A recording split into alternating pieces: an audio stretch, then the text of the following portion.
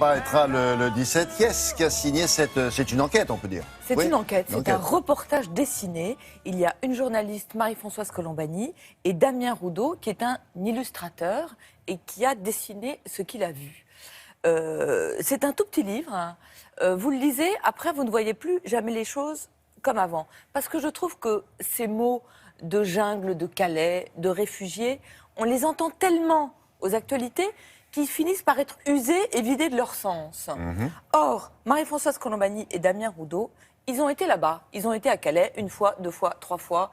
Ils ont regardé, ils ont enquêté, ils ont parlé avec les gens, aussi bien d'ailleurs les réfugiés que les bénévoles. Et donc ils racontent, ce sont des scènes de la vie, c'est la vie quotidienne, c'est des portraits. Je trouve que c'est fait presque à la manière d'un peintre, et ils racontent la vie de ces milliers de personnes qui sont donc arrivées du bout du monde, qui sont parquées là, dans des conditions sanitaires absolument épouvantables et dans des conditions ubuesques, puisqu'ils n'ont pas le droit d'aller en Angleterre, qui est le rêve de leur vie, et en même temps, ils n'ont pas le droit de s'installer là où ils sont. Et parfois, ils le disent eux-mêmes, nous c'est pas là qu'on veut rester, ne vous inquiétez pas, nous on veut partir, c'est vrai, ils ne peuvent pas. Exactement. Ouais. Alors, il y a plusieurs choses sidérantes. Il y a la description des lieux. Alors, les lieux, on ne sait même pas comment on peut les appeler d'ailleurs. Est-ce que c'est un cloaque? Est-ce que c'est une jungle? Est-ce que c'est un bidonville? Est-ce que c'est un camp? Est-ce qu'elle a été interrogée les gens de la ville de Calais aussi? Il y a aussi, elle raconte aussi la Parce que colère un peu c'est partie prenante de l'ensemble du problème quand même. Bien sûr, ce qu'elle raconte très bien, c'est la colère. Il y a la colère des habitants de Calais, parce qu'elle le dit, Calais c'est une ville qui n'est pas riche. Il y a la colère des bénévoles, parce qu'il y a aussi un visage humain à Calais. C'est tous les gens qui viennent et qui distribuent des vêtements, mais aussi qui s'occupent d'une école. Moi, je ne savais pas qu'il y avait une école. Il y a l'école laïque du chemin des Dunes.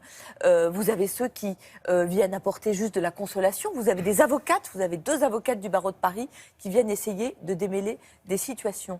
Il y a des choses que je ne savais pas. Par exemple, qu'est-ce que c'est qu'un dubliné, un réfugié dubliné? Eh bien, un réfugié, exactement. C'est un réfugié qui, en vertu de la Convention de Dublin, doit demander l'asile politique dans le premier pays dans lequel il a été enregistré, dans lequel donc ses empreintes digitales ont été enregistrées dans un fichier européen. La Turquie? Mais non. par exemple, vous êtes un réfugié, vous avez envie d'aller en Angleterre, et pas du tout d'aller par exemple en Grèce, qui est le premier pays où vous êtes arrivé. Alors qu'est-ce qu'ils font, les réfugiés? Eh bien, ils brûlent leurs doigts, ou ils les tailladent, ou ils mettent de la colle pour changer, modifier leurs empreintes digitales. Vous avez des portraits absolument formidables dans ce petit livre. Par exemple, vous avez Sarah, elle est érythréenne, elle a 16 ans, elle a un sourire magnifique, elle est très gracieuse, et elle veut absolument aller en Angleterre. Donc elle a fait quand même 11 000 km pour arriver là. Et qu'est-ce qu'elle fait? Eh bien, toutes les nuits, elle essaye de grimper dans le vent, dans le froid, dans la pluie, sur un poids lourd pour arriver jusqu'à Calais. Et puis un jour, ce qui devait arriver arrive. Eh bien, elle est percutée et évidemment écrasée par un poids lourd. Vous avez un autre portrait pour vous montrer la variété des gens qui sont là-bas. Voilà Sarah, regardez comme elle est jolie. Vous avez 2 jeunes garçons qui ont 14 ans et 16 ans. Eux, ils viennent d'Irak. Leur père a été assassiné sous leurs yeux. Ils sont partis avec leur mère, d'abord en Syrie et puis après en Turquie. Et puis un jour, leur mère s'est disputée avec leur grand-mère. Donc leur mère est partie en Angleterre avec 3 de ses enfants. Eux, ils sont restés. Et puis un jour, la grand-mère est morte. Alors, ils ont vendu les bijoux de la grand-mère. Ils sont partis, ils sont arrivés à Calais.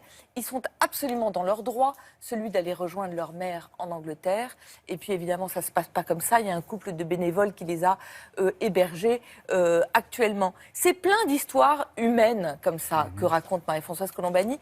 Elle donne un visage à ces gens. C'est un livre d'effroi. Je trouve, de honte. Elle dit « j'ai honte de mon pays ». Et elle dit « je mets quiconque au défi de venir passer 24 heures à Calais et de ne pas être sidéré et ébranlé par ce qu'il voit ». Alors, c'est une journaliste, Marie-Françoise Colombani. Elle n'a pas de solution parce que ce n'est pas un homme politique. Et d'ailleurs, le livre, il est écrit, je ne trouve pas tellement en tant que journaliste, il est écrit en tant que femme et en tant que citoyenne. Être humain. En tant qu'être humain, exactement. C'est un livre que vous prenez et vous êtes sidéré, je trouve, parce que vous lisez. Ça coûte 4,90 €, donc vraiment, c'est tout à fait abordable. Et évidemment, voilà. les droits seront donnés à l'auberge des migrants et à l'école laïque du chemin Ça se présente comme des ça, Dunes. c'est vraiment un petit fascicule. C'est un petit fascicule et c'est indispensable parce que c'est Calais comme vous ne l'avez jamais lu et évidemment jamais vu. Merci beaucoup, Olivia. Merci. Télématin, ça continue. Tout de suite, on passe à la météo avec Valérie Maurice et nous sommes en hiver, mais vous le saviez peut-être déjà.